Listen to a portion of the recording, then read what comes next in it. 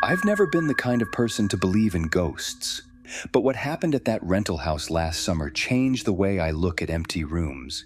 And to be honest, I still can't sleep without leaving the hallway light on.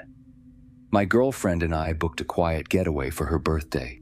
She found this little rental house upstate, just outside a town called Elk Hollow. Tiny place, population maybe 300. The house was cute, had this rustic charm, wooden floors, lots of light, surrounded by woods. It even had a fireplace and a porch swing. It looked peaceful, and it was cheap. That should have been the first red flag. We got there on a Thursday evening. Sun was low, casting that golden hour glow.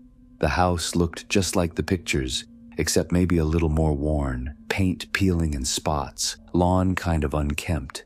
But it felt private, quiet. My girlfriend was thrilled. I figured we'd cook, watch movies, maybe hike a little. Inside, it was one of those long shotgun layouts, narrow hallway, rooms branching off.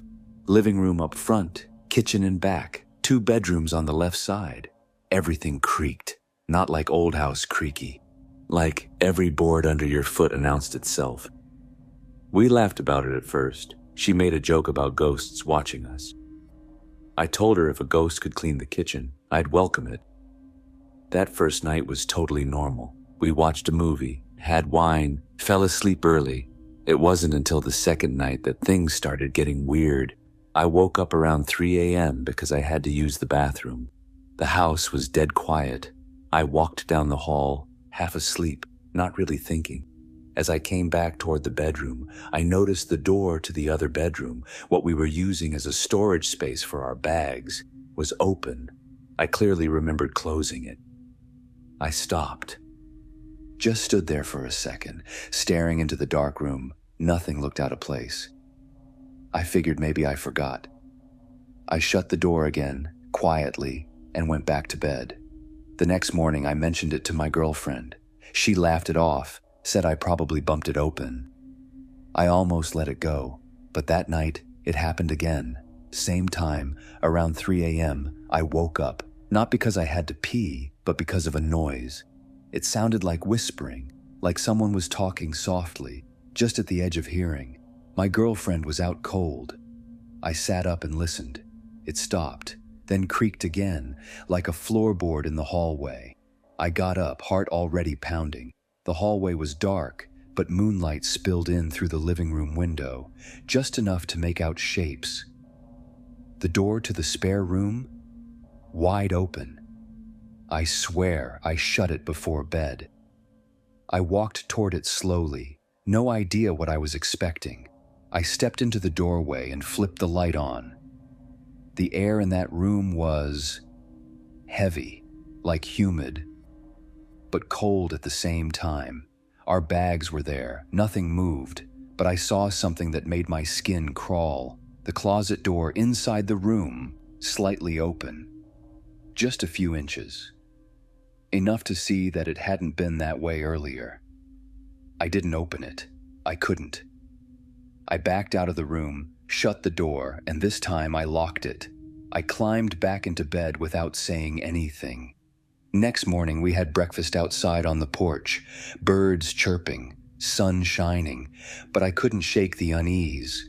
I finally told her everything, the whispers, the door, the closet. She got quiet. Then she said, "I had a nightmare last night." I asked what it was. She said she dreamed someone was walking back and forth outside our bedroom, pacing. She said they stopped by the door, and in the dream, she couldn't move, couldn't speak. That was enough for both of us. We agreed to pack up and leave a day early. As we were cleaning up, she asked me to grab her charger from the spare room. I didn't want to go in there. I really didn't, but I told myself it was daylight. Nothing could happen. When I unlocked the door and stepped in, everything looked normal, but the closet, the door was fully open. I swear to you, I never touched it. Inside the closet, against the back wall, someone had etched letters into the wood. Old, scratched up, barely legible. It said, She watches from the closet. Don't turn around. I felt ice in my chest. I grabbed the charger, backed out of the room, and shut the door without looking back. We left within the hour. That night we got a motel near the highway. I didn't sleep.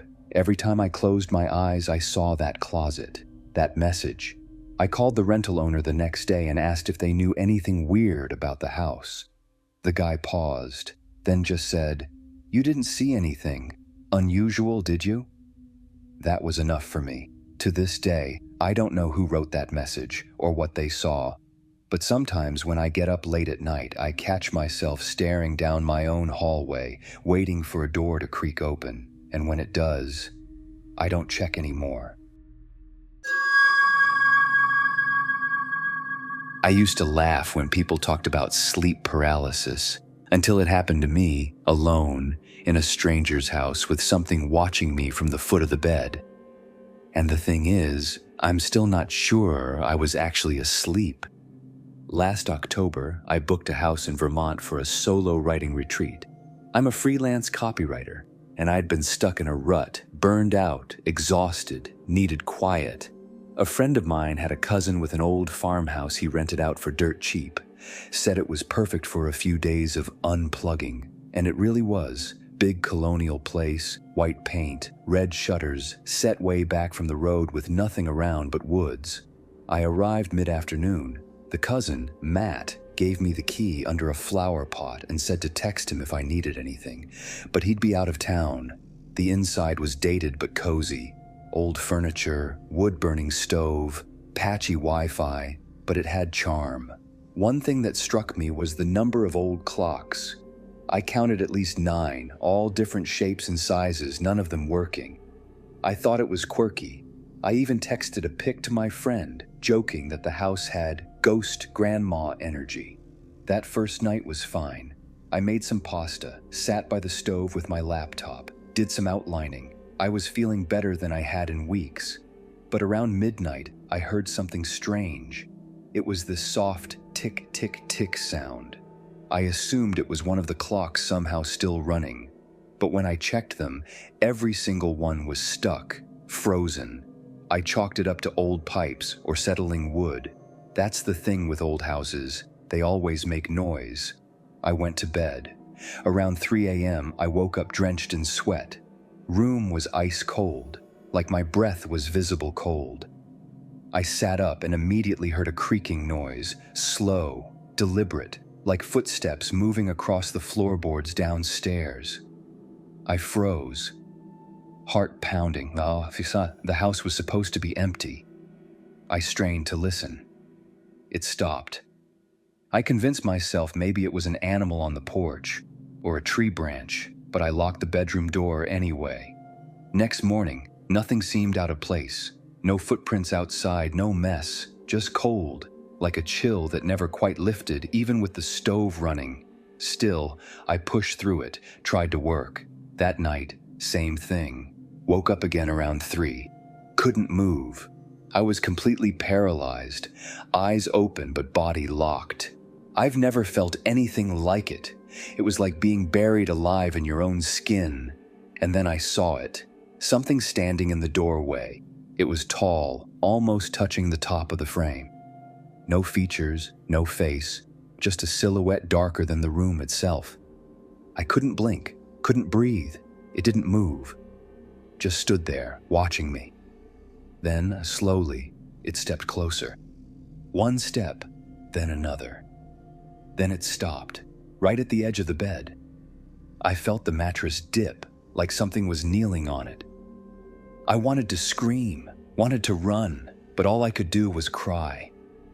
And then I blacked out. I woke up just after sunrise. My whole body ached. The door was still locked. Nothing in the room looked disturbed, but the pillow beside me?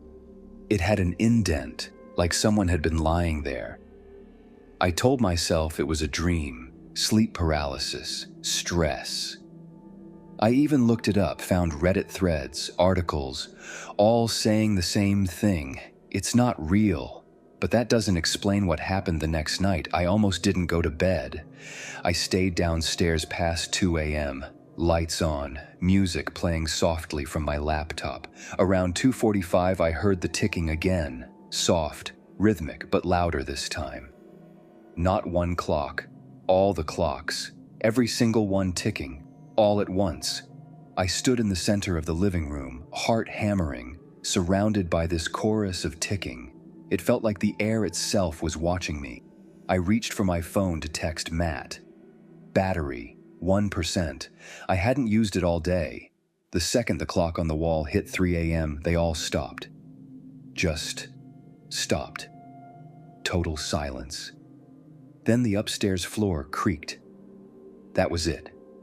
I grabbed my stuff and ran out to the car. Slept in the back seat, freezing, keys in hand.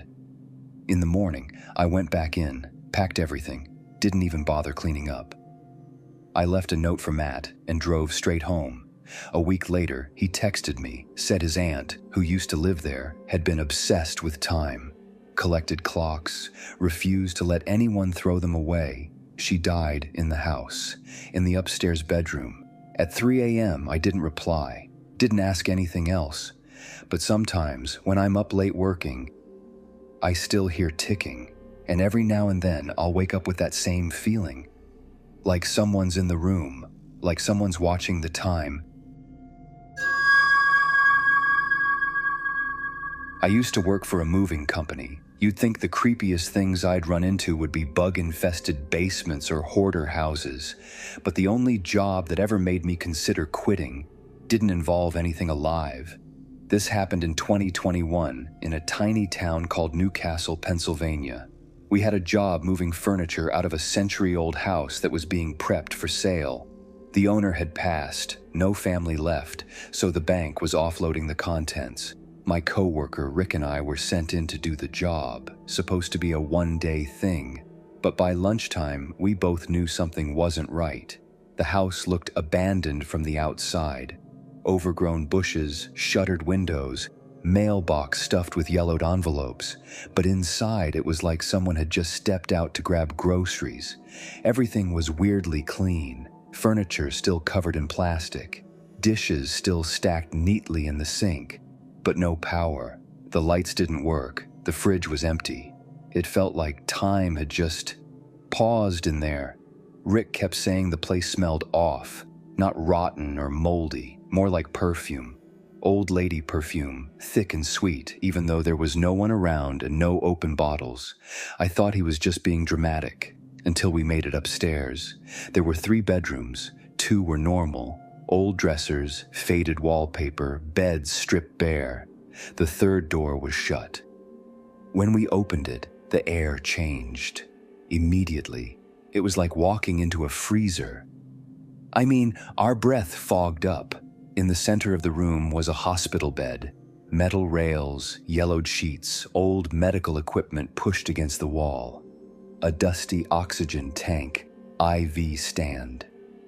But no sign of anyone living there recently. On the nightstand was a photo in a cracked frame, an older woman, smiling, sitting in that same bed. I noticed her eyes were kind of off, like they weren't focused on the camera. Rick grabbed the dresser first. We were barely halfway through when he froze, said he heard someone whisper his name.